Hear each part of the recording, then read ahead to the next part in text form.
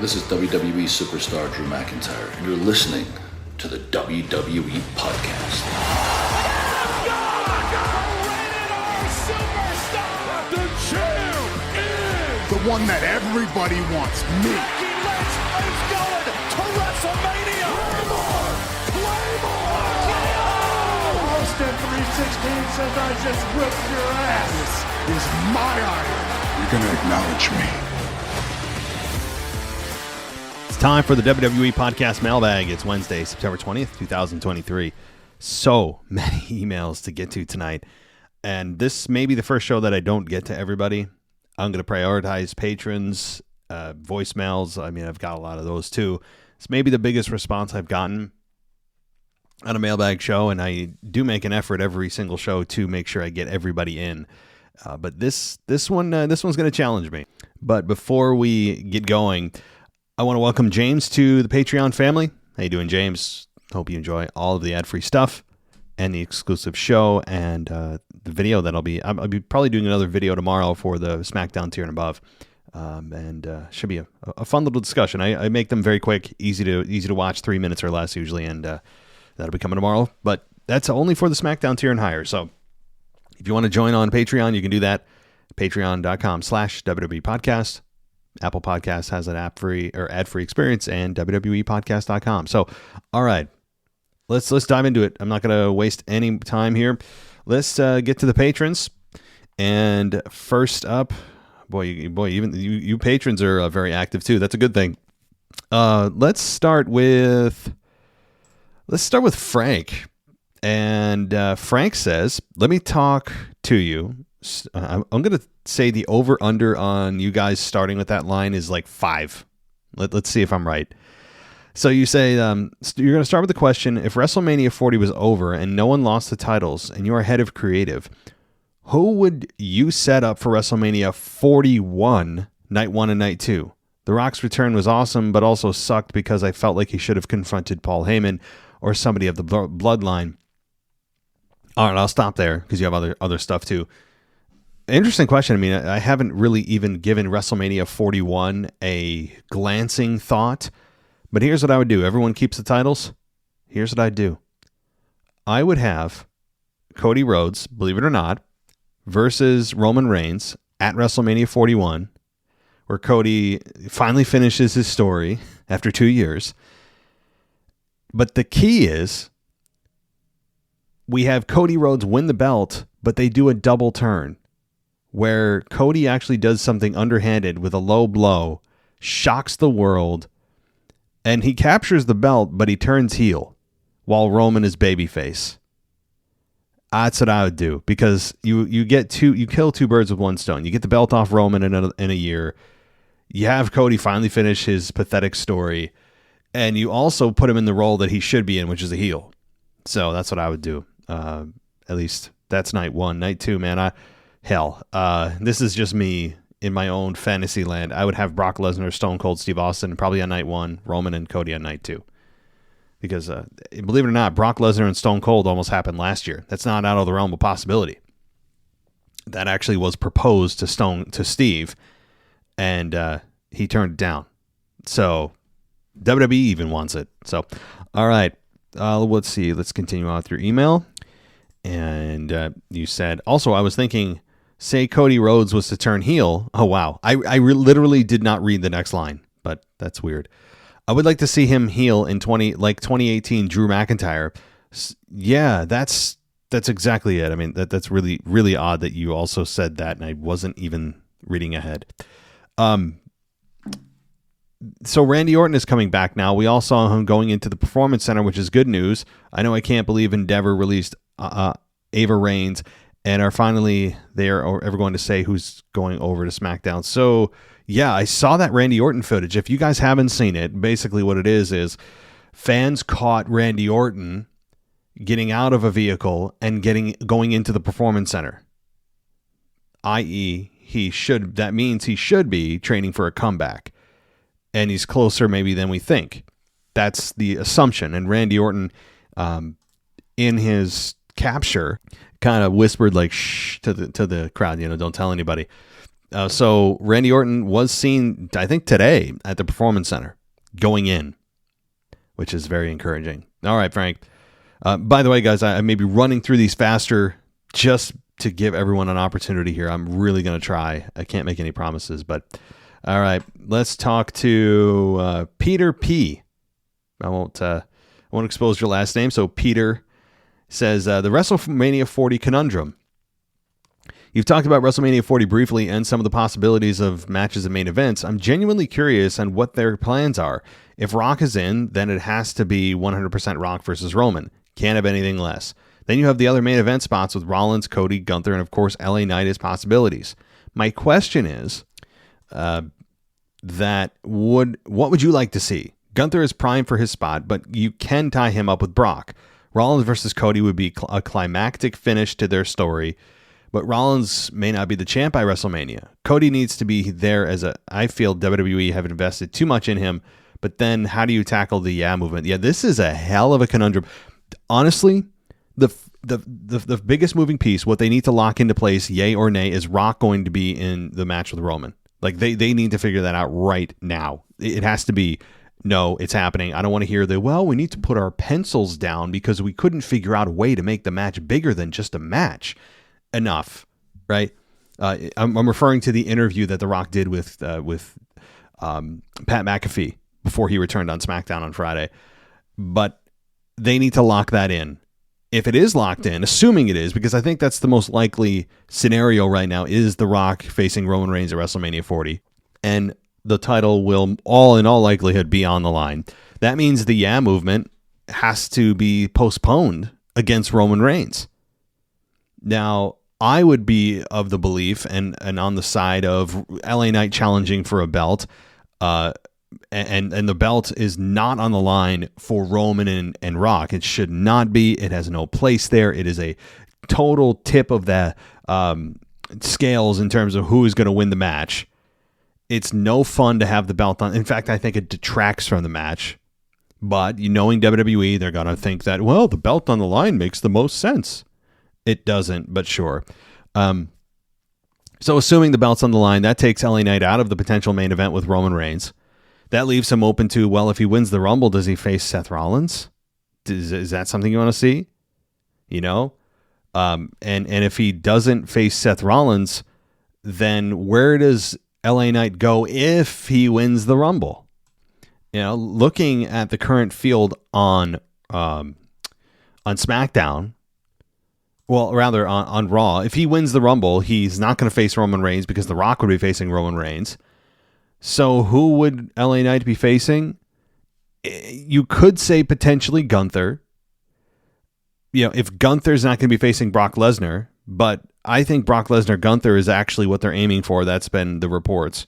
So if Gunther's tied up with Brock, I think the title will not be on the line, which means Gunther's going to drop the belt in the next couple of months. And that's fine. I think he's proven his point, made his point, and he has added an immense amount of value to the IC title.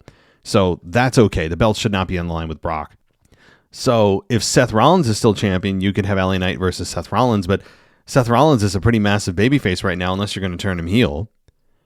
Anyone else on the main roster, you could have him against Jey Uso, but Jey Uso, again, all considering that they're in their roles as they are now. Jay's a babyface. That doesn't work right now. Kevin Owens doesn't work right now. Ricochet, that's not even a conversation. You could have Cody versus LA Knight, but I think right now they might be doing Seth and Cody at WrestleMania. That seems to be also where they've tipped the scales. So LA Knight's in a weird spot, man, because we're all primed and ready for the Yeah movement. We're all ready for that thing to take over and create a massive wave. But The Rock, and it's a weird thing because we almost see Rock Roman. If Rock Roman wasn't happening, LA Knight is a perfect fit for that main event match with Roman. So I honestly don't know how they solve this. I don't know. I hate to cop out, man, but it's a conundrum. It's a conundrum because LA Knight's in a very enviable position of having the crowds just get behind him out of essentially nowhere and continue the momentum, want to see him as champion, but all of a sudden your path is blocked, and blocked by a star that we've been wanting to see face Roman for years. So we love the Yeah movement. We're there for it. But Rock Roman, it's almost, it would be sacrilegious to not have this match. It has to happen. We all love the Yeah movement, but Rock Roman has to happen. Unfortunately, the title, I think, will be clogged up in there and not available for LA Knight. It's a weird spot. All right, let's keep it going. Where am I? Lost my spot. Okay, so Rollins versus Cody would be a climactic finish to their story, but Rollins may not be the champ by Mania. Cody needs to be there, yeah. So, yeah, he does need to be there. WWE would be just fine without Cody, I have to say. I'm not going to go on that rant again, but thanks, Frank. All right, let's talk to Mr. Whisper in the Wind. And he says, I hope everyone's having a good week. Get well soon, Nick Chubb. Yeah, a lot of injuries in the NFL right now, and massive star injuries, not just kind of your defensive backs or something like stars. All right. Is it me, or is Finn Balor way too happy to be a tag team champion? He's acting like it's his first title. It's very cringy, and not like a heel. So yeah, it is a bit weird, but here's the thing. I actually don't mind it for two reasons. One, he's being over emotive about it and gloating about it in a way that does make it obnoxious, where you want to see a babyface take it from him. So I think that's part of the reason and purpose of the way he's acting with it. Number two, anybody who acts happy with a tag team title in WWE should be applauded, because the tag titles, especially the women's side of things, are damn cursed. So they should act happy. I don't care if you're a babyface or heel. You should pretend it's the most important thing to you, because it needs love all the time, the way WWE has treated their tag team divisions. All right. Thanks again for that other Patreon to give. Thanks again for that other patron to give Cody the comparison of Cody Rhodes as a politician. It makes perfect sense and makes me hate him a lot easier. Yeah, he is a politician. He is a damn. I don't know who said it, and whoever it is, I give you credit. He is a politician, my friend, and it's exactly what he is. He's too soft. He's too nice. I don't buy it. All right. So we are so darn close to Drew's heel turn. Xavier Woods set the tone perfectly for the narrative. He will definitely call out the fans in some way during his beginning stages of being a heel, about how he carried WWE as a champion during the pandemic, and he's completely right. Yes, we're all waiting. We're all waiting eagerly for a Drew heel turn. Myself included. That's not hyperbole. I really am. Also, I heard 2024 is a big year for Kevin Owens. Can he ever become champion again? And how would you rate his big year? Have a good one, Maddie. No one calls me Maddie. I don't even know the last time I was called that. I really don't. So Kevin Owens is 2024 a big year. I mean, take that with a grain of salt. Things change on the fly. How many times you hear about Raw changing their direction? I know that's under the Vince McMahon regime, but Vince still has influence. I'll believe it when I see it. And what does a big year mean? If I could make his big year, here's what I'd do. I would bring in, at any cost, I really would, MJF, whose contract is up January 1st. And I know many of you, he already re-signed with AEW, I've heard nothing of the sort. I have heard no confirmation that MJF has re-signed with AEW. If he has, someone correct me, please send me the article. I'm not talking, well, he probably did. No. I want to hear that from the source that he did, from AEW or MJF himself. I don't think that's that out there. So if he's still available, bring him in. Have him work with Kevin Owens. MJF and Kevin Owens. Whew. Bring it on, man. That's what I'd do to start off the year. And have him being brought in as a heel too. I want a heel MJF. None of the stuff he's showing right now with Adam Cole. All right. Let's go. Let's see. We're going to We're going to the other. I got like 3 different mailbag sources here. We're going to go to the next individual, and this is King Scully. He says he's representing the UK. Hey, Matt, how you doing? I broke my big toe at football. Yes, football, not the other name beginning with S. Oh, you mean how it's known to the rest of the world as soccer? Yeah, I know in the UK you guys call it football. To us, that's weird. But it actually kind of makes sense because you use your foot on the ball, but also you use your foot on the ball in actual American football. So anyway, nonetheless, those listening, most of us, I think there's my audience is about 75% in North America. So for the rest of us, he means soccer. I play twice a week indoors. I recommend kicking the actual ball, not the door frame of the fire escape. Oh, yikes. Get better, man. Breaking a toe is no fun at all. And it's your big toe on top of it. Yeesh. Anyway, what's with all the outfits lately? Imperium looked like they were attending a funeral in their suits when celebrating Gunther's title reign. Cody, the actual nightmare. That's a good one. Looking like he's attending a wedding. Then we have the Hurt Business 2.0 just finished filming the remake of The Godfather. To top it off, we have Pat McAfee and Austin Theory going to a wife-beating contest. Well, add The Rock in there.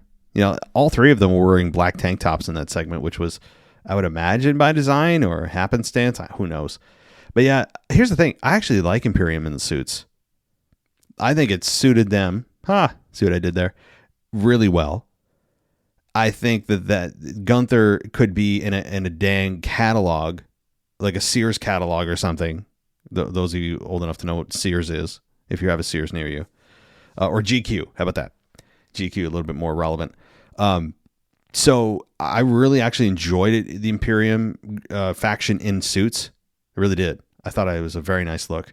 But the Hurt Business, that's just kind of that's Bobby Lashley's kind of go-to. Cody Rhodes, I'm not going to even go there. He is an actual nightmare, as you said. The Rock's return was a surprise. Well, to some it was. Special thanks to Memphis Mark, who ruined it in our group chat. I forgive you, Mark, but at 36, I still got goosebumps. Embarrassing, right? No, man. It's not embarrassing. That's what keeps us coming back. I got goosebumps. That's the feeling you chase. That is why you're a fan. That's what you're always chasing when you watch wrestling.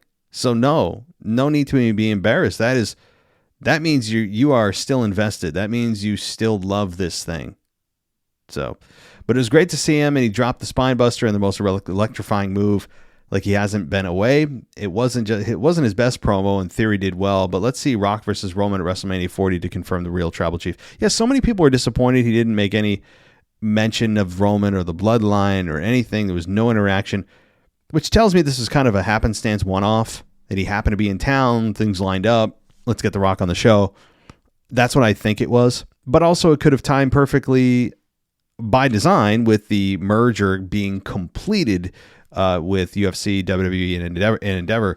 So maybe it was all 3. Who knows? The fact of the matter is it was still fun to watch them. And, I know people want to rush into the Bloodline story. They got a lot of time to tell it. They got a lot of time to think about how they want to introduce it and all that kind of thing. So I wasn't too disappointed about that because, look, it's September 20th, right? WrestleMania is what, April 6th and 7th, something along that line. So we've got 6 months, little over 6 months, half a year. There's time. All right. It was not so great to see Cody Rhodes kick off Raw this past week, and I'm fed up with this character. All right, guys. I feel like I should give you a round of applause. Am I turning you guys, or are you doing this on your own? He doesn't have a beat. He doesn't have to beat everybody, although he clearly does. Like he's some invincible machine. It made Dirty Dom look weak. I don't think anyone wanted to see him with KO and Sammy again. Haven't we already seen that? I think at this point I preferred Stardust.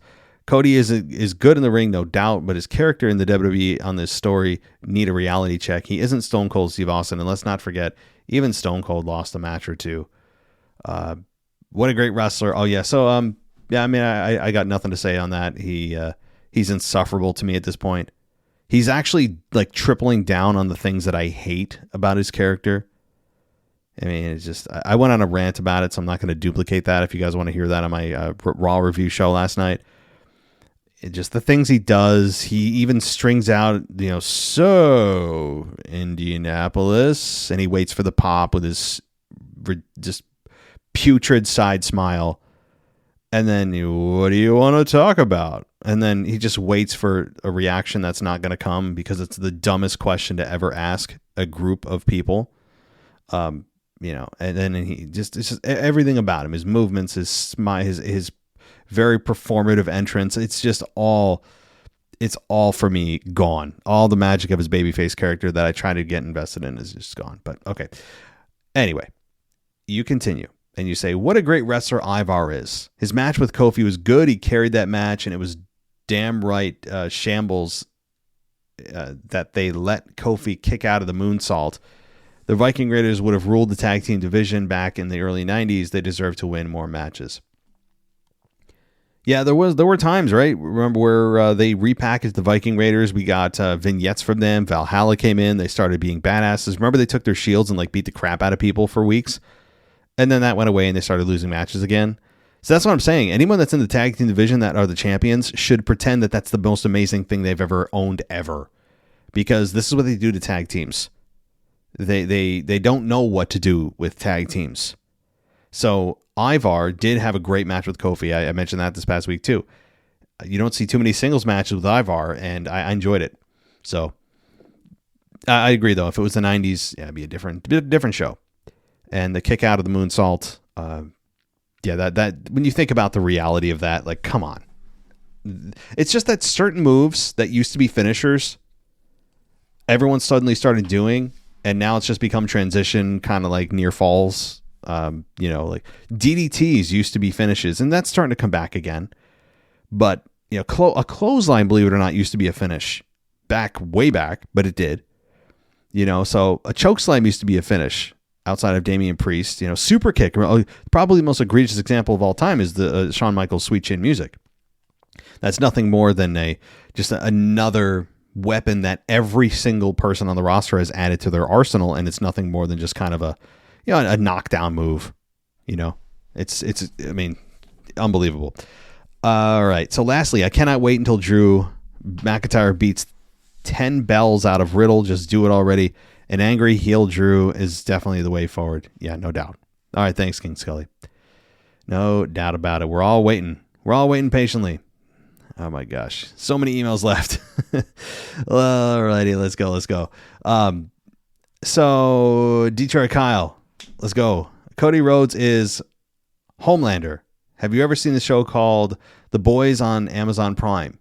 Cody Rhodes reminds me so much of the character Homelander.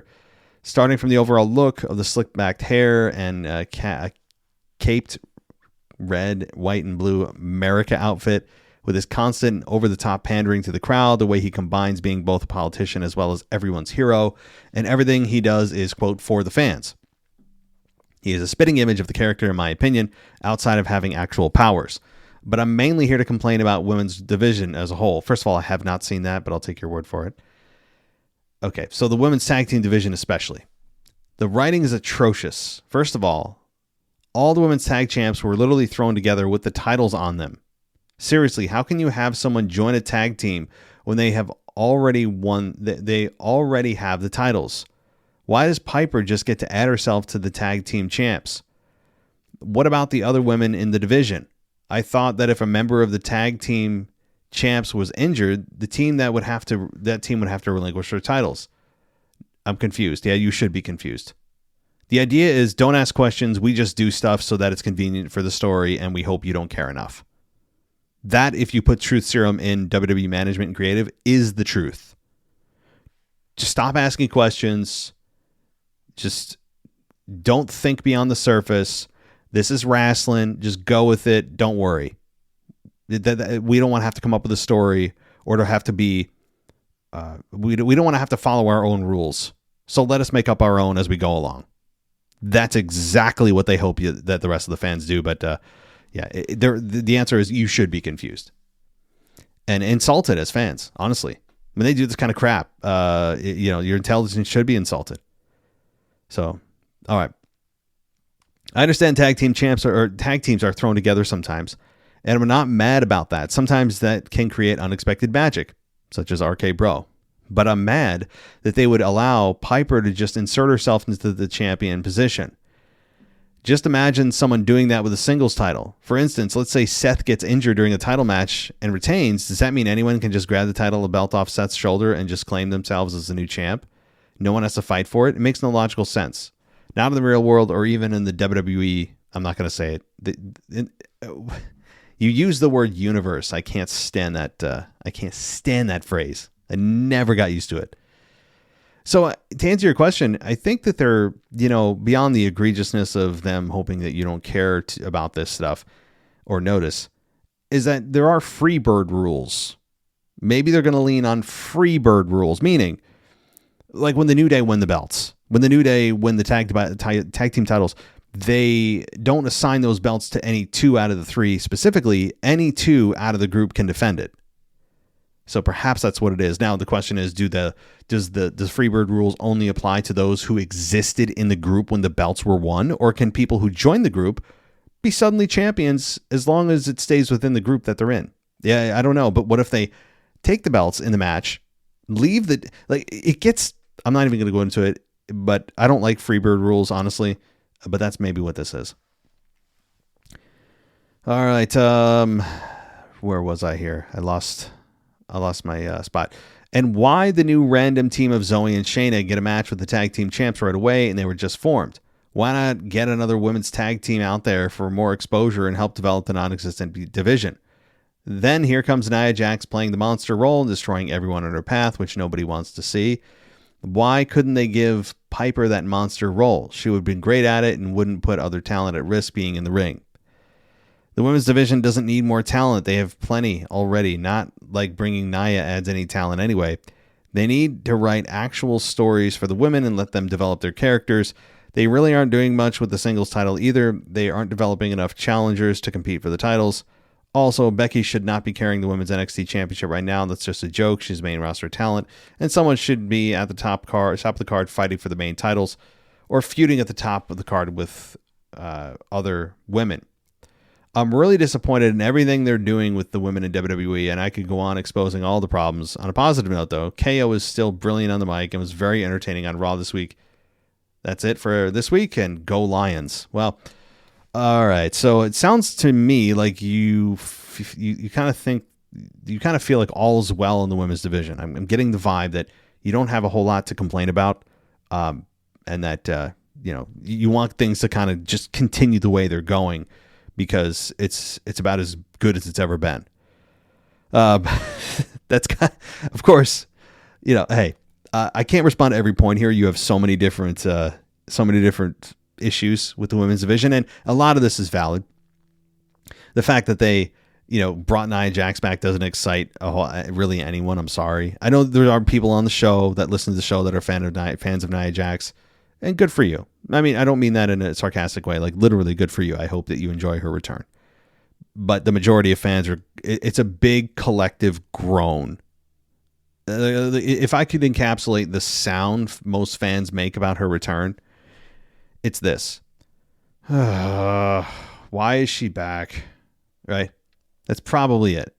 Or to just summarize it without words. Probably that. Right? Somewhere around there. Now, as far as your complaint, though, about Becky carrying the women's NXT championship as if it's below her, I don't think I would take this. If I were Becky Lynch, I wouldn't take this as a demotion. Number one, she's never won it, right? And you want to be able to add that to her resume. Number two, working with Tiffany Stratton and the other NXT women's talent helps build new stars. It helps bring new eyeballs to the product. Maybe gets people to watch NXT that otherwise don't. Most fans that watch the main roster don't watch NXT. So if you have Becky Lynch go there, win the NXT title, I think there's some people that are going to cross over and start watching NXT and then maybe get hooked on NXT. It can't hurt anything, and clearly they're not ready for Becky and Rhea.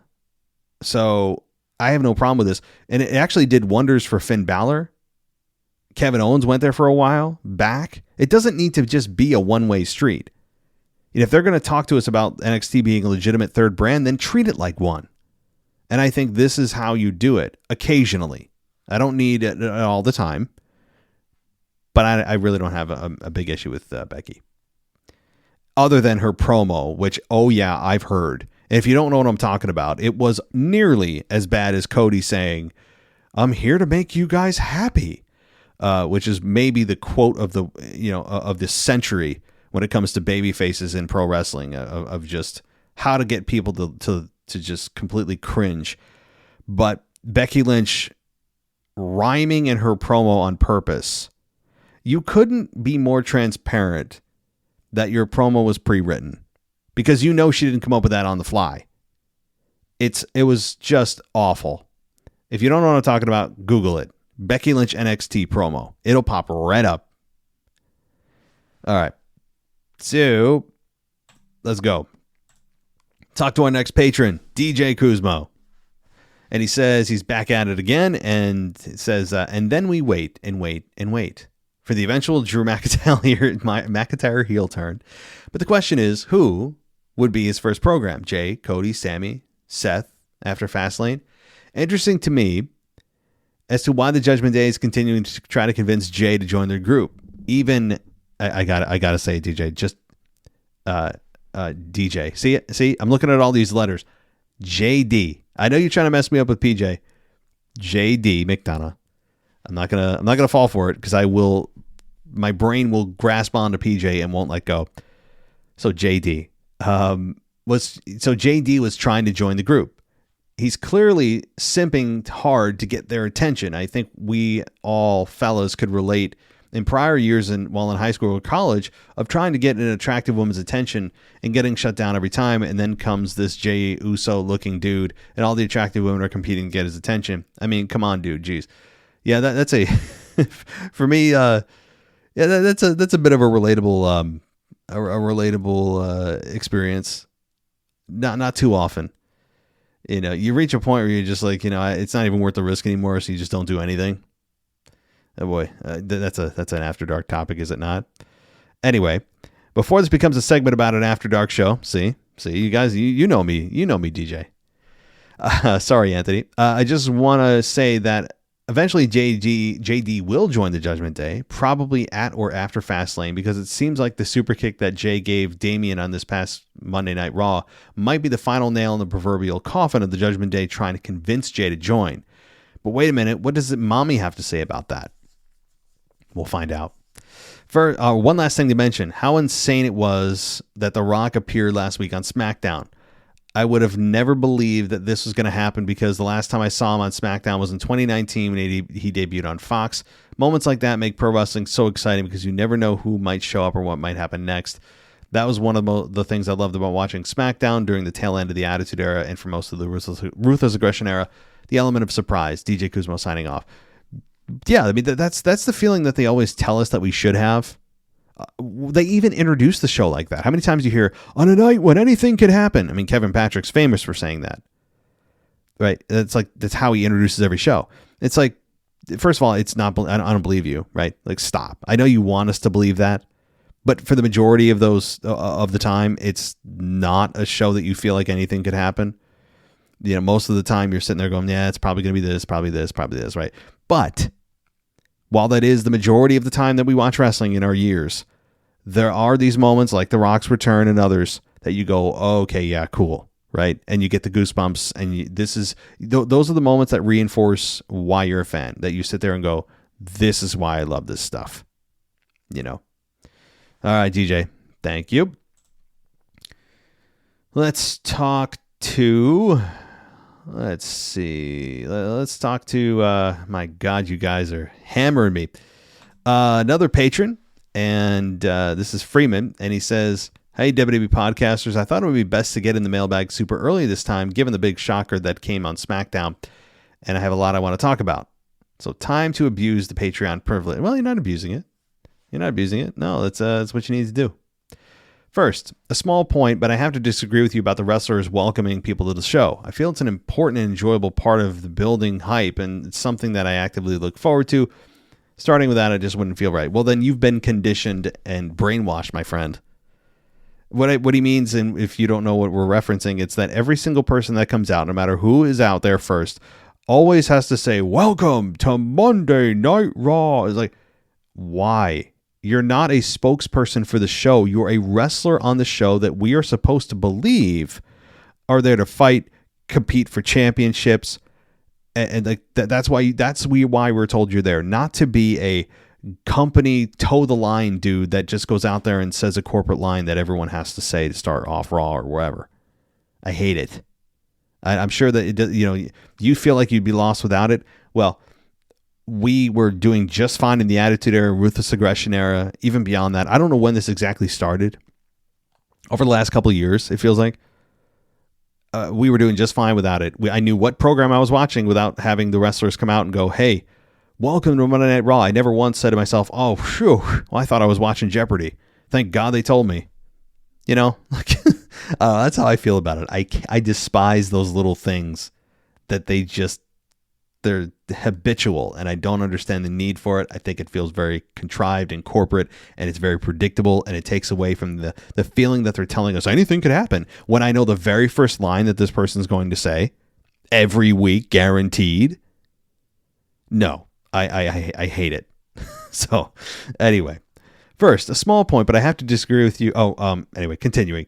Let's address the elephant in the room. The return of The Rock. This may have stirred up some excitement among fans. But it's hard to ignore the fact that it reeked of hollow fan service with little promise of anything substantial, rather than setting the stage for something bigger. This appearance seemed more like a nostalgic grab at viewership, calling into question its significance in the broader context of WWE storytelling. While this got a huge pop, so would bringing out any major celebrity, and ultimately he just came out to say hi, not advance any stories, or even set up any matches. Well, it doesn't. Here's the thing. As I mentioned earlier, and I feel like I'm going to say this again, every appearance by him or any big name star doesn't need to set up a match. Well, that would be nice, right? Like if Austin came out and the glass broke opening up Monday Night Raw, and he was out there to just I don't know, they're in Dallas, Texas, or he happens to be in the area, and Austin comes out and just says he wanted to come home for a night, and he starts hitting, just basically doing the greatest hits, and then somebody comes out, some heel like The Miz comes out, runs down Austin, what's coming. Eventually Austin hits a stunner on The Miz, beer, everyone's happy, and Austin just kind of leaves for the night. You're telling me you don't want that because it didn't set up a match or broader storytelling? Like that's the thing. And I know that the expectation with The Rock is different because we've heard about WrestleMania 40 and this match with Roman that's been looming for years now. So the expectation for The Rock is a little different when he comes, because you're like, okay, he's got to be setting up something. And when he doesn't, people are like, what the hell? But at the same time, they're also excited to see him. All right. I would also like to add that I don't even think The Rock truly came out that night. I got the feeling that we were watching Dwayne Johnson pretending to be The Rock rather than The Rock himself. Little things like smiling to the kids and laughing at his own promo made it feel like more of a performance than a fan service. Maybe I'm expecting too much. Well, two things. I would advise you to watch Cody Rhodes then. If those little things with The Rock bothered you, are you telling me that Cody Rhodes doesn't? I mean, that's the whole Cody Rhodes character. I mean, that's what it is. Is built on that crap. But also give The Rock a little bit of leeway here, because he hasn't been in WWE in 4 years. He's been living his life outside WWE just fine with all his projects and movies and all that stuff. And so getting back into that character and that headspace is not easy to do. He has to you can't just flip a switch and all of a sudden he's 100% back in. So I think he did fine considering the fact that he hasn't done this in quite a while. Moving on, the ongoing WWE feud between Seth and Shinsuke has showcased Rollins' growing hubris. This journey into darkness aligns with the classic storytelling trope of a hero's fall due to their own pride. So I expect this is what is going to happen, with him becoming more desperate as Shinsuke doesn't play into his ego trip, leading to Seth Rollins turning heel. Raw has too many baby faces and one of them needs to turn. I think Seth is the most likely. Well, I would say Drew is the most likely, as it's kind of been a theme throughout this mailbag. Drew seems to be the most likely, but Seth Rollins turning heel isn't the most crazy thing in the world. But I feel like right now they have something going with Seth as a babyface. Fans do seem to gravitate to him pretty well, but I wouldn't hate Seth turning heel. I wouldn't. He's not that far off of one. So I'm not saying no. I would say, to me, he's my number 2 choice. Because Seth's going to need someone to work with. And a heel Drew McIntyre, who hasn't been a heel in a long time, has a lot to contribute. If Seth Rollins turns heel, it's likely that he will lose the title, but not necessarily to Nakamura. Instead, I think his ego trip will lead to a suspension, marking the climax of his hubristic descent. Word choice is very interesting tonight. Not complaining. It's just, it's very, very high level. Cody would be proud of us. We feel like we're intelligent using larger words. Leaving the belt open and Seth a truly broken man, exactly what Nakamura promised. This, quote, suspension would also give him the time off he needs to get his back sorted. Well, he would have to probably be out for 6 to 8 months minimum. I mean, the reason that he's not getting the surgery he needs for the back is because he knows it's not a 2 to 4 or 2 to 6 week recovery. It's like 6 to 8 months, I think, if not more. So that is not going to happen right now for Seth. I don't think. All right, another thought about Becky. How coincidental is it that she moved to NXT just before Nia Jax's return? I think she's over there because those two don't play very publicly together, don't get along, and WWE management wanted to avoid any further drama. If this is true, I don't see them keeping Becky in NXT forever unless there is another way to keep her segregated from Nia. I don't expect Nia to be around for very long. I actually don't think that's the case. The reason I don't is there are people in every walk of life that you don't like, but you have to work with. These two women are professionals, right? You would hope so anyway. They know that, if they start acting up backstage or whatever, and even if there is real life beef, you deal with it and you move on. You can't tell me that everyone that works together in pro wrestling, men and women, they all love each other.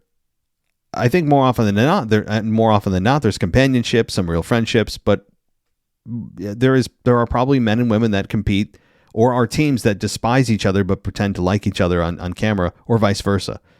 So I think that's something that I don't think they did that for that reason with Becky. I think they just don't have anything for Becky right now, and they can't go to Rhea and Becky yet.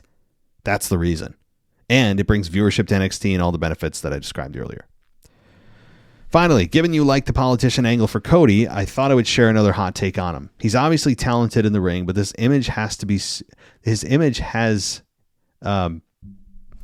is being so pushed. I fear they're going to do the same thing they did with an early Roman Reigns.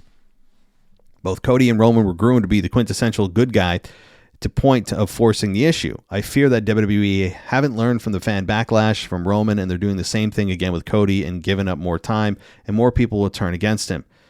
If this is true, then Roman begins to step away. It's likely that Cody will step up and to take over as the face of the company and be the one to take his title, much to my annoyance. There are similarities between Cody and Roman in terms of the babyface character, but here's the thing. Cody instantly got a massive babyface reaction. The big dog version of Roman Reigns never got anywhere close to that reaction that WWE wanted him to get. That desired reaction never happened for the Roman Reigns babyface big dog character, ever. And the other difference is Cody Rhodes can cut promos. Babyface Roman could not, and they protected the hell out of him by not letting him speak more than 3 words. And he also went right from the Shield to the main event. He didn't take any interim steps. He didn't take challenge for the Intercontinental Championship. He just went right to the main event, which I think a lot of fans resented. And so there are differences here. And Cody Rhodes also has a past rapport with WWE, even though he went to AEW. We all know the story there. So, yeah, I think that Cody might be the one to take the belt from Roman. But if they do, I want it to be a double turn. At least give me something that I won't want to jump off a building, right? Give me the one, dangle that carrot in front of me so I don't want to, drop a toaster in my bathtub.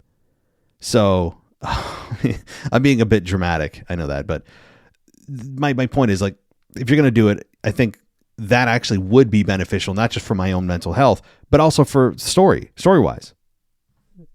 So, all right. Thank you, buddy. And let's continue on. Make sure. Do I have other patrons? Let's see. My God. All right. So let's see. You know what I'm going to do? I'm going to mix it up with a voicemail. We got so many emails. I'm going to mix it up with a voicemail here. Get some of the patrons' voicemails on here because I don't know if we can get through all the emails, guys. I really don't. So let's go to, let's start with, you guys know who I'm going to start with. So adjust your speakers accordingly. Here he comes, Mr. DJ Kuzmo. Podcast World. This is DJ Kuzmo back at it again on your Mailbag show. Record to you live on a Wednesday morning, on a chilly, brisk Wednesday morning. And before we get to the Veer Mahan Report, I gotta give a shout out of shout outs. I know this is not a football podcast, so shout out to Michael Ritter and the Football Function podcast. This is not a sports podcast, but I gotta get this off my chest, and that's none other than the New York Football Giants. My New York Football Giants in an incredible victory this past Sunday against the Arizona Cardinals down in Arizona with a score of 31-28. Now, when I saw at halftime that it was 20-0, I was like, not again, because last week I saw the absolute nightmare of the ass whooping that the Dallas Cowboys gave to my New York Football Giants, and I did not want to see that again because I wanted to see these guys pull out a victory in Arizona, and rightfully so they did, because I don't know, during the halftime in the locker room, I don't know what Coach Daboll said. Something happened, something clicked, because at the second half, this was a different New York Football Giants team as my guy Daniel Jones took over the game with first down after first down, touchdown after touchdown, Saquon Barkley doing what he does best, and of course every single one of the collective of the offense, the wide receivers, everybody was in sync as the New York Giants pull up an incredible victory with a score of 31-28. Now, with that being said, they have a game this coming Thursday night. No rest for the weary as they're still on this, I guess you could say, West Coast road trip as they go against those pesky, oh my goodness, the arch nemesis, our arch rivals, the San Francisco 49ers, who have been a thorn in our side for so many years.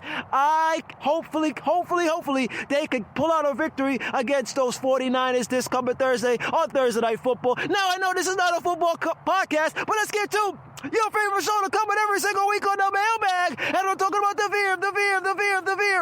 Veer Mahan Report. Now, the Veer Mahan Report took place this past Monday night on Monday Night Raw, but they were not once again, my guys, the Indashir, they were not on Monday Night Raw. Now, I don't know where they are right now, but I do have to say this. For the past couple of months, it's been up and down with the booking. Hopefully we get to see them back on Monday Night Raw. It seems like the Alpha Academy needs somebody to face them as they have moved on from Imperium and Gunther. Hopefully, my guys, Veer Mahan, Sangha, and the modern-day Maharaja will probably be in this next feud with the Alpha Academy. Now, with that being said, this is your guy, DJ Kuzmo. Have a blessed week. Be kind to one another, and peace.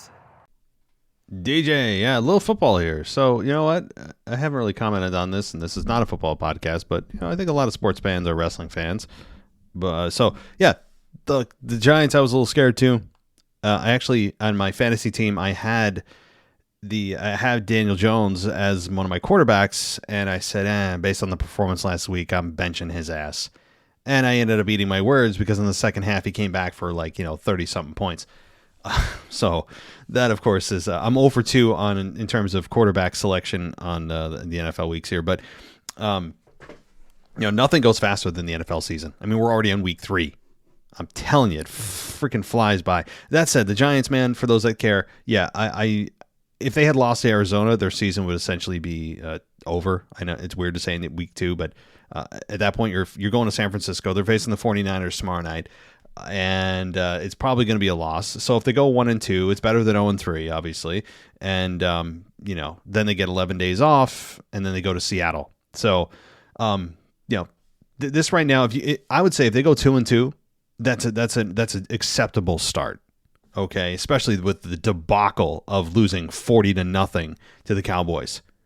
So all right. Well, let's continue on it. Yeah. As far as the Veer Mahan goes and Sangha, I'm very disappointed, honestly, in where they've taken them, which is kind of, as you said, erratic or inconsistent. The booking is up and down. It's just very disappointing, because I really enjoyed where they were going with Jinder Mahal and even just the quick video packages they were doing. And then they were going to say, oh, the superstar spectacle in India, they're going to face Kevin Owens and Sami Zayn for the titles. I said, here we go. And that turned into a non-title match. And then they just disappeared off the face of the earth. Not encouraging. So again, that's why I'm saying the tag team division often gets the lack of respect. So yeah. All right. Thank you, DJ. Let's continue. Where do I want to go here? Maybe I'll throw in another email here, and then we'll get back to voicemails, mix it up a little bit. And this is from Rebecca. And she says, hey, Matt, so a couple thoughts. Becky and Natty for the NXT title was awkward. I agree. Yeah, and also unnecessary, by the way. I mean, it wasn't just awkward. It was totally unnecessary and I don't understand the purpose of this. This made no sense to me. Cody, enough said. I wholeheartedly agree. Icky. Yes. Thank you. No one is allowed to disagree with me on that. You'll be banned from the show. 3, as a woman, I wanted to throw in my 2 cents about the Rhea Ripley retaliation thing. I get the whole sponsorship thing, and if the company can't let the men retaliate, then the women should be not allowed to interfere. Here's why. I feel like girls can look at these women as role models, and I feel like we're sending a bad message. Like, yeah, I'm a girl, and I can run roughshod over the men, and they can't do anything. In real life, sometimes that works, and sometimes it doesn't. It's an unhealthy dynamic either way. It's just a bad idea to let these women do this. Not even a good idea, and it feels like it's, quote, your character. By the way, if you watch the show Heels, this issue is directly addressed with the female character, but from the company point of view. If you don't watch it, I highly recommend it. Good stuff. I will watch it. Thank you. Yeah, I'm glad you said that. You know, it's just been a sticking point for me, and I'm not advocating for men to go out there and, you know, start cracking the women over the, you know, the head with a steel chair and all that. I'm not asking for them to do what Austin and Triple H did to Lita back when they had the 2-man power trip in 2002, whatever it was, 2001. Yeah, that actually I did find funny, not in the sense that, oh my God, they're beating up women, just like they're so overpowering. And actually Lita, post that beatdown, actually said that was one of the highlights of her career, because she gets to be in the main event with Stone Cold Steve Austin, and she took so many chair shots. Lita even enjoyed that. But my point is, I agree with you. You know, the women shouldn't be interfering with the men. They should stay totally separate from one another from a physical standpoint. Totally. But the narrative is, no, you can't touch me because I'm a woman. Of course, in real life, it really shouldn't matter, like, whether you're a man or a woman. Self-defense is blind to your sex, right? Like, self-defense is just defending yourself so that you don't get injured or killed. And that principle should apply to pro wrestling, even more so considering it's a fantasy environment. But I agree, the message being sent to women in wrestling, if you're using this as a role model for women or girls that are watching, is, hey, by the way, you can go beat up your boyfriend and he can't touch you because you're a woman. It's a bunch of nonsense. Again, I'm not advocating for men to go out and just, oh, well, you're stronger. I'm stronger than my girlfriend, so I'm going to go and start beating her. No, of course not. But my point is, if I wouldn't tug on Superman's cape, and I'm not saying men are Superman. Maybe that was a bad analogy. It's more like, if I know somebody is significantly stronger than I am, I would not go and poke the bear. That's a better one. Because eventually the bear is going to poke back, and I'm not going to like it, and then I'm going to scream, domestic violence. Oh, he hit me. Well, what'd you do to provoke that? Well, I was hitting him, and then he hit me back. Weird how that works. But for right now, they seem to, because Rhea Ripley's a woman, that there's this immunity and this invisible bubble around her. And it's just infuriating to me. It's infuriating because it also demasculates the men who just kind of cower and sit in the fetal position and go, oh man, they might give her a mean look, but they're not going to do anything. It's ridiculous. I despise it. It hurts everyone involved. I agree. Thanks, Rebecca. All right. Now that I've got half the women mad at me on the show, let's continue. And let's go. I'll take one more email. Let's see. Do I have duplicates here? This is from David. And David says, this is, well, actually, Dragonheart. Yeah, okay. So he says, I've been listening to your podcast for nearly a year and I've enjoyed it. I'm working whenever I listen, which really does make my day go by faster. So thank you for being a good time distraction for me. Well, I'm glad I could do that. Just don't get fired. Take it how you will. I've been meaning to write in, but I've been too busy. But now seems like a good time. I've got a lot to say. First, I understand why you said, I understand why you had said what you had, jumped off the Cody Rhodes train and is lying in some ditch somewhere with a broken leg. I think you're referring, I said about I'm jumping off the Cody Rhodes train. I think that's what you're referencing. Watching him last Monday, I could see why he can be so obnoxious. The pandering to the crowd to get a reaction. His over-the-top, kabuki-like acting needs to stop. He's very animated. The slight edge in his voice was oblivious. It had a hint of sarcasm with a touch of glee, not to be outdone by his $1 million smile. I'm being facetious, of course, but that being said, he's a good performer, and he should never be taken. And that shouldn't be taken away from him. I saw him once at a live event, and he was spectacular to see. Now I know why that the WWE is making it like he's the reason why Jay is on Raw, which to us looking in doesn't make sense. But this could be another jab at AEW because Cody used to be an executive vice president over there. It's not a secret that WWE would like to take shots at AEW when they get the chance. So, hey, I mean, the fact that he's a good performer absolutely can't take away from him. I credit him for how good he is in the ring. I mean, no question about it. I have no problem with that. His entrance music is very catchy. I understand all that. But it's really a simple issue. His babyface character is insufferable. That's it. I think he'd be a brilliant heel. Brilliant. Look what happened with Roman Reigns. It turned his entire career, his life around with the success he found as a heel.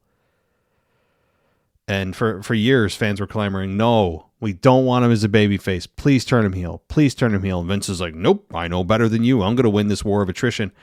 And he eventually caved after, 7 years? And look what it turned into. One of the most successful storylines in company history. He's been champion for 3 years. So, anyway. All right. Last week, you were talking about heels and babyfaces and how they shouldn't fight their respected alignment. But I disagree, mainly because it's more of a realistic feel to it. I get the whole babyfaces versus heels thing, but at the same time, it's refreshing when someone isn't fighting and doesn't care what what side their opponent is on.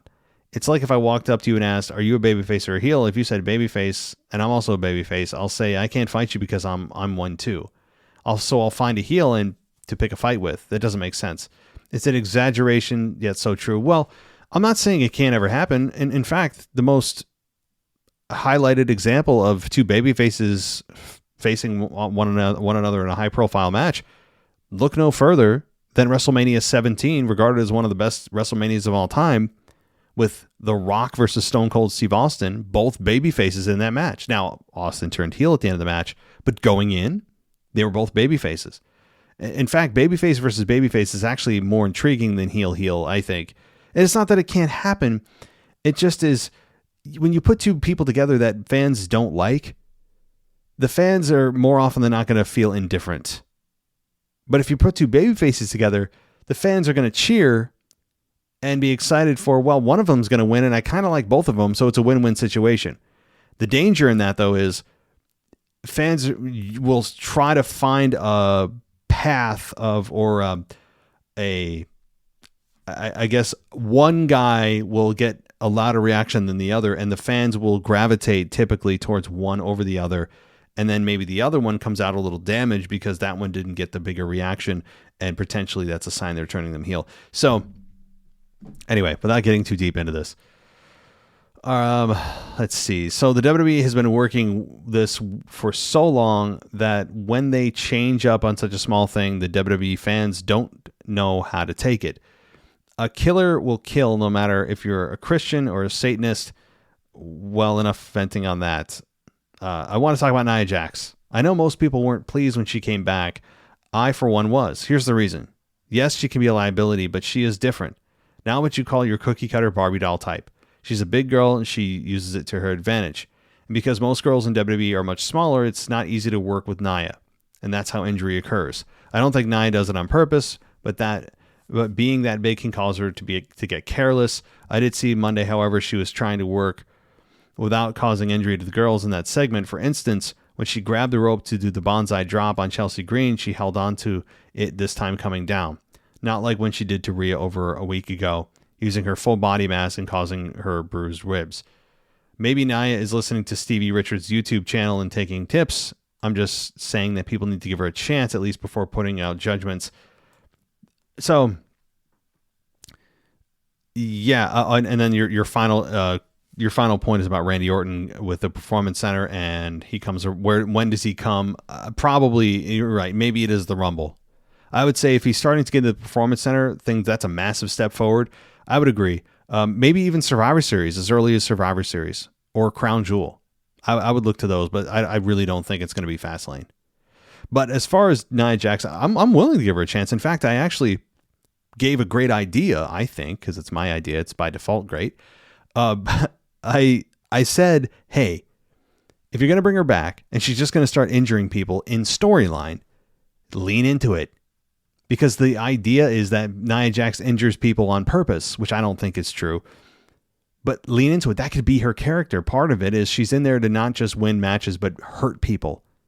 So double down on what the fans already think you are. Why not? Lean into it. Use it to your advantage. Turn it around. That'd be the smart thing to do. Like, take what the fans have all thought you are and make it your character instead of trying to fight upstream. Now, I would agree, though, that she is more difficult to work with. If I'm a talent that's used to working with a certain body type that can move at a certain speed, the timing of that person, and then I work with Nia Jax, the timing's going to be off. I don't think that it's carelessness on her part. I would hope that's not the case. It's more of just her body moves slower and is more powerful than the other women that you normally work with, and so you need to make those adjustments.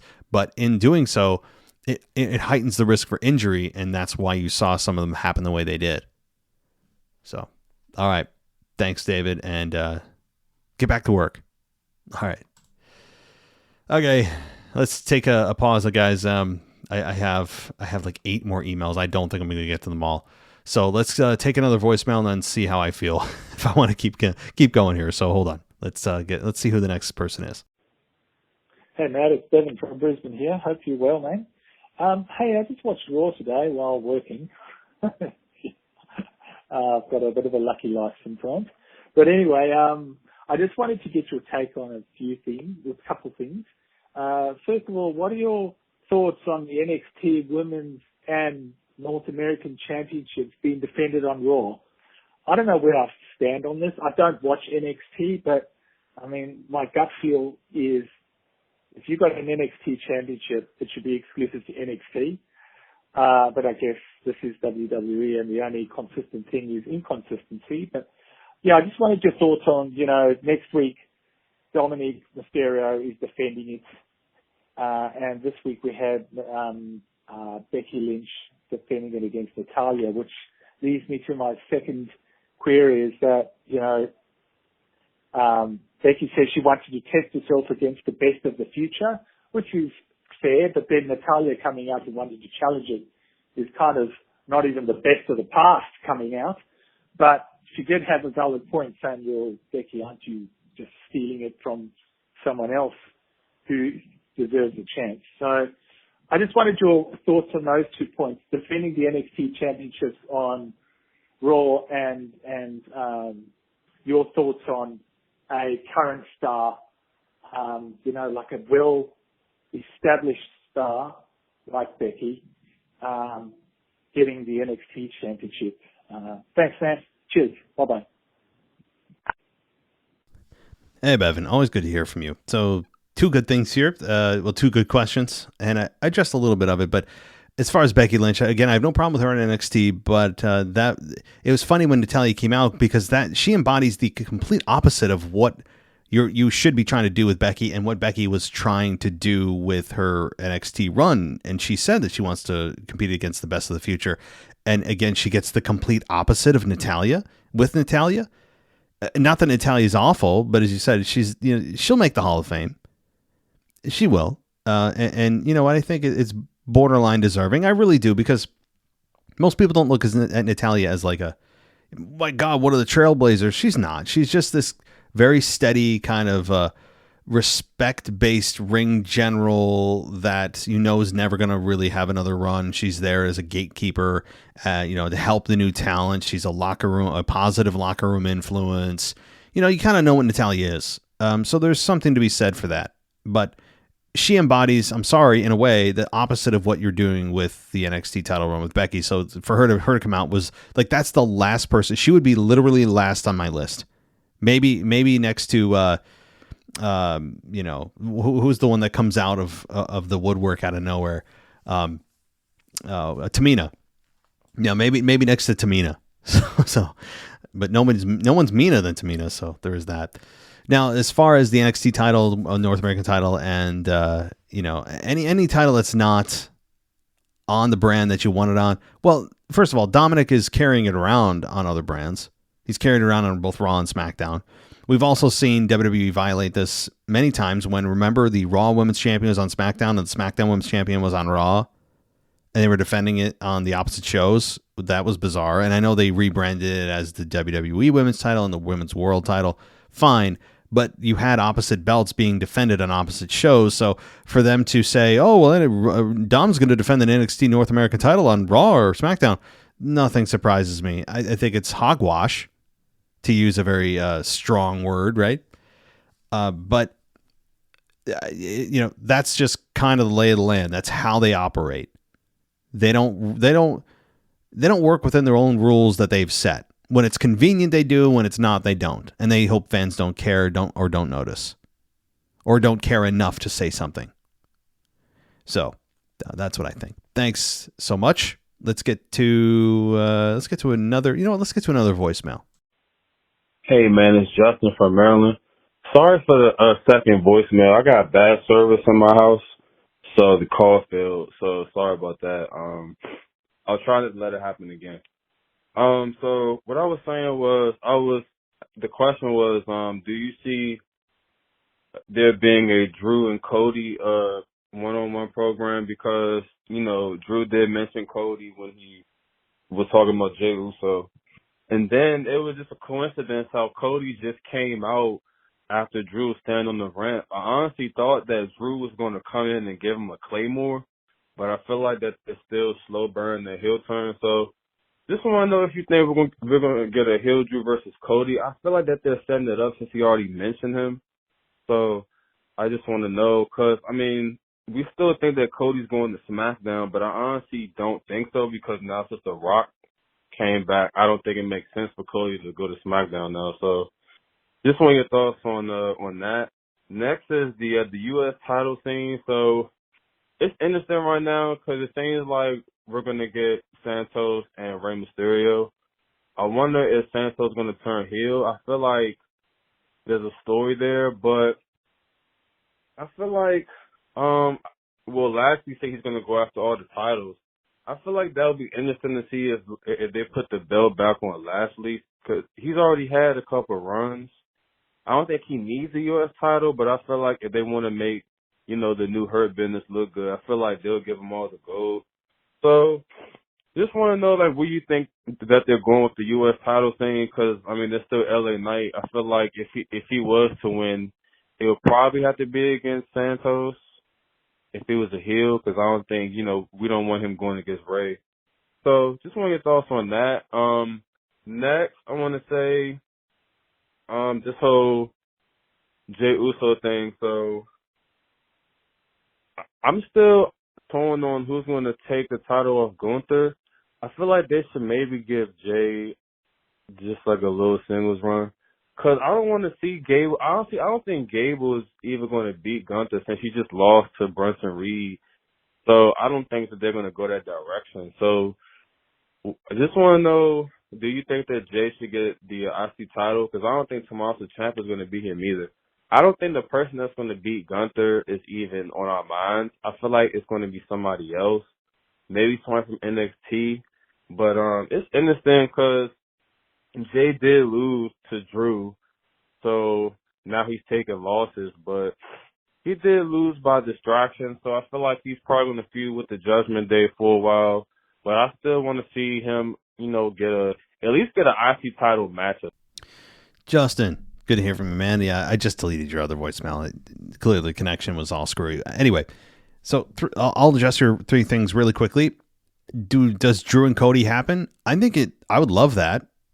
And they did hint at it this past week with Cody being the moral compass that he is, decided to be the bigger man and help Jey Uso for no apparent reason. I mean, I still don't understand why he did what he did. He's all about second chances. Nonsense.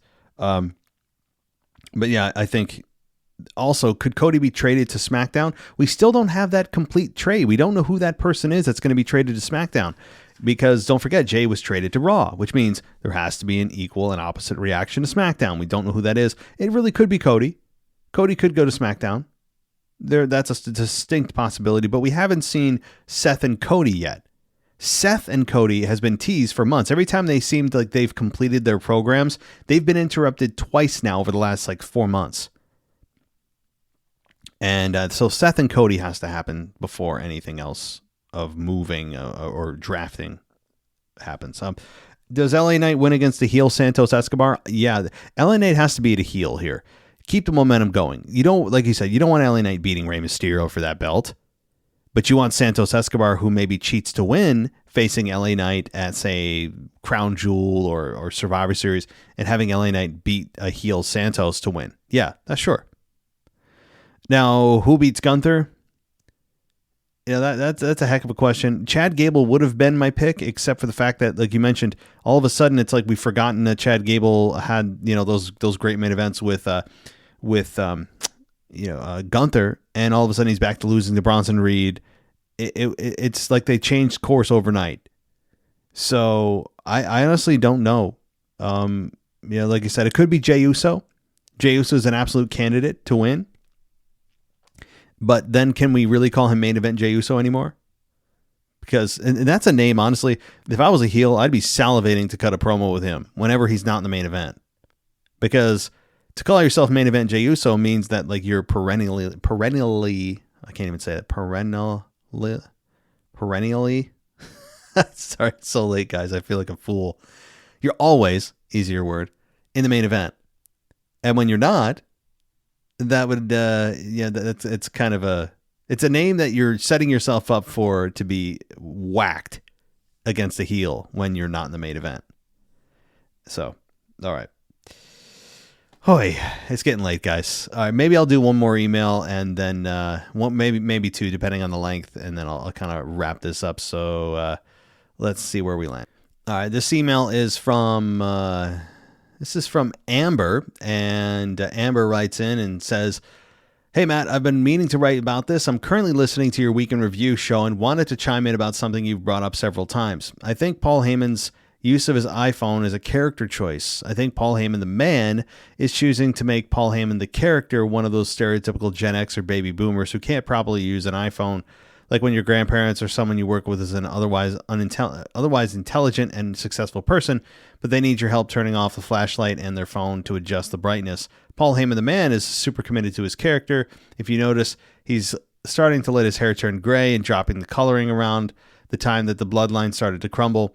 I could be wrong, but I just thought this is one of those times that Paul Heyman was choosing to do something in his character, because I'm certain that Paul Heyman, the man, knows how to use an iPhone. Great day. Love the podcast. Thanks, Amber. So let me just say, that's very possible. I think that's possible that he's going for that vibe of the out-of-touch technology, older gen. I get it. We all have our parents that, need help with the most basic functions of the iPhone or the Android phone or their smart TV or whatever, and they think you're some kind of Apple Genius Bar representative in their house, or the Geek Squad from Best Buy or something. But yeah, it's possible. My guess, though, is it's not. First of all, he's called the wise man, right? Yet he can't figure out how to use an iPhone properly, or at least pretend he looks like he knows what he's doing on the screen to function, use Siri properly. And at least, even if you're not going to make the screen look like you're actually doing what you're saying you're doing of calling Roman Reigns, just speak into the microphone portion of your phone. He's like talking to the screen, or he's talking to the earpiece. I don't know. Maybe just I'm so worn out from the, of being a millennial and living in the technology world that when I see people that don't know the basics, it makes me just not angry, just kind of like it makes me shake my head. Not in disapproval, just in kind of disbelief, that you don't know how to use the most basic of all functions. That said, you could absolutely be right. I know the graying of his hair. I've noticed that. And it's very possible, Amber. And it's not the worst thing in the world. It's just he does it in every segment. Every segment we see him in, call Roman Reigns.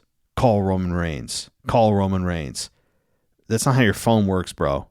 You have to say, you have to say like the Siri thing, hey Siri. And then, your phone, as my phone is activated right now, will do what you say. But anyway, I digress. Thank you, Amber. All right. Am I feeling generous? Let's see. This is a short one. So this is from Nick. And he says, what a start to SmackDown. Rock, McAfee, and Theory were all awesome. The pop of the entrance for The Rock was unbelievable. Wanted to offer an alternative way to book WrestleMania 40's main event. Since WWE insists on having multiple main events, I think it's perfectly doable for Rock and Cody to face off with Roman in the main event. Ooh. My thought would be Rock Roman takes place on night 1, with the title not being on the line, merely the tribal chiefdom. Then on night 2, Cody versus Roman can take place with the title on the line. I think this would be an incredible way to get our dream match and get our serious title match in all in one card. Not sure how this would work for Roman to feud with both of these men at once, but I feel like there must have been something similar to this in WWE history at some point, right? No, because WrestleMania has never been split into 2 nights. Never, up until the last few years. So I can't think of an equivalent to this. I don't hate the idea, but you're right. The thing is also Roman is not on he's not on the program right now enough to have a proper program with one person, let alone 2. I mean, unless he's going to start sending videos in or doing Twitter or now X, right? Like he's not on the show enough to do one person, much less 2, unless he severely ramps up his schedule. But I don't hate this, but I think it would dilute the matches that Roman are in because your focus is kind of on both men. And a match with Rock needs to be a sole focus. And also you would run the risk of, the excuse that, well, Roman, he lost in night 1 and then he's going to lose in night 2, but he also had to perform last night. He could do double duty and no one's ever done that. And they can make a big deal out of it. Then he's main eventing both nights. They could do that. But it's just more evidence for get the title off Roman. Then you don't have to worry about this. And he's in one match. So I don't hate it. I don't hate it, Nick. All right. I'm trying to find really, really short emails, guys. Mason, this is really short. He says, The Rock, the damn Rock. He's finally here along with John Cena. This is amazing. And the one thing we can thank the writer's strike for also is if Rock and Cena are here do you think Batista might return to feud with Rey Mysterio? Because I would like to see that after Rey drops the U.S. Championship. What are your thoughts on that? No chance, Batista. Yeah, I mean, Batista has been very clear he's done with pro wrestling. Done. And I believe him. I mean, maybe he'll come back for a cameo. Maybe he'll hit a Batista bomb here or there in the coming year or 2. But no, I think he is done with wrestling. He ended it at WrestleMania a couple years ago with Triple H, and he wants to leave it there. Let's see. So if Seth really is going to do WrestleMania 40, why not have him versus Cena? And if Cena wins the World Heavyweight Championship, then drops it and retires the next night on Raw. Well, I mean, here's the thing. That's why I wouldn't advocate for The Rock to win the belt. I wouldn't advocate for John Cena to win the World Heavyweight Championship because it doesn't do any favors for anyone. It's kind of like you dropped it to a legacy star that is not going to be around. They're past their prime of full-time work. This doesn't help any of the younger talent that you would hope that it does. And that, it's all kind of, to me, a net negative if either Rock wins the title or Cena wins the title in your scenario. There's just no benefit other than shock. Oh my God, Twitter blows up for a little while. All right, oh my God, John Cena's champion again. Oh my God, The Rock's champion again. And the next question is, well, yeah, for how long? Again, if it's about building new stars and building new talent, that's a funny way to show it. It may be fun in the moment, as a nostalgic, fun little moment, but it's a bad long-term decision. That's not seeing the forest through the trees in my mind. So, let's see. I don't know, guys. I don't know what to do here. So let's talk to Mark. This is also quick. He says, what do you think about the recent troubles inside Imperium? I have a theory about it. Gunther will kick Da Vinci. See, guys, that's how you know I need to end the show. Gunther will kick Vinci out at some point and says he will bring in a new face soon shortly after Dragunov loses to Hayes at NXT No Mercy. He'll show up on Raw and introduce as a new member of Imperium. What do you think about it? I would love it to be honest. As a German, I really enjoy the success of Gunther and Kaiser. Have a nice day. Take care. Well, thank you, Mark. And I don't, I don't dislike the idea. I think that, honestly, Vinci is a kind of, he's the guy that no one really thinks about in the group. Kaiser is well spoken. He's got a very distinct voice, a very distinct look. Obviously, Gunther is main event quality, top tier guy that will eventually be world champion or undisputed champion. But I don't dislike this because, again, Vinci is just kind of this. He's like a houseplant, and I don't mean that in a negative way. Like he's the athleticism of a houseplant, but you don't think about your houseplants. They're just there. And, that's not the fault of Giovanni Vinci because he hasn't had a whole lot of mic time or character development at all. So if they're going to do something with Dragunov and have him swap places, fine. So. All right. That'll do it for the emails, guys. So those of you, I had a handful of emails.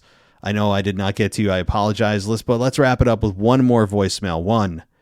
And then we'll call it a night. So let's see who that person is. Hey, this is Jason Miller from Eugene, Oregon. I'm calling in because I hear you guys saying maybe Rey Mysterio isn't a great choice for the American belt, kind of boring. But I think they're going to get that belt off of Dom, Dirty Dom, the NXT belt, and then Dom's going to go after his dad, and they're going to get that American belt over on Dirty Dom. Love to know what you guys think of that idea. Anyway, love the show. Keep it up. Bye.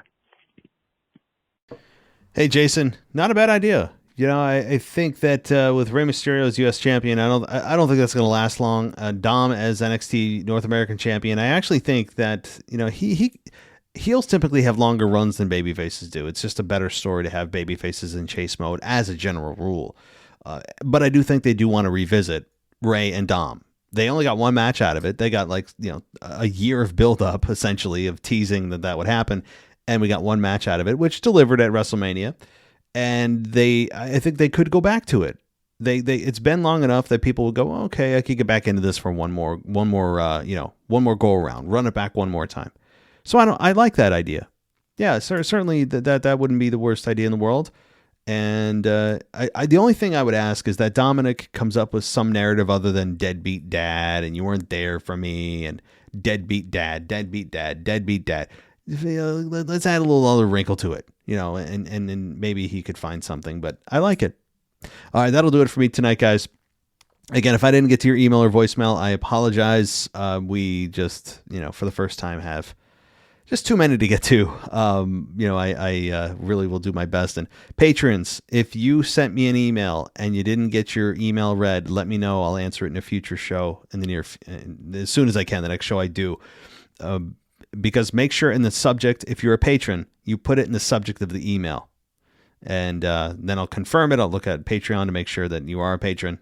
And then I'll prioritize it. So And voicemails, it's kind of a crapshoot because I can't see who it is. But I thank you, everybody, for listening. I really appreciate it. This show is for you guys to get a voice and a platform to talk. And I hope that you do consider calling in and talking and giving your opinion. I may be doing something different with my shows very soon. Not every show, but more on that in the days to come. It's nothing radical, but it is going to be a bit of a change, and I think a positive one for some of the shows. And again, I'll elaborate a little more in the near future. But until then, thank you for joining us. Continue or consider going ad-free on patreon.com/WWE podcast. Offer free trials right now. There's the ad-free experience on Apple Podcasts as well, a free trial, and WWEpodcast.com. All of them offer free, or rather offer ad-free experiences. So thanks everybody for joining me. I hope you enjoy your day or your night, and I'll talk to you next time. Thanks for listening to the WWE Podcast. Don't forget to subscribe on your favorite podcast app so you don't miss a show, or head to WWEpodcast.com.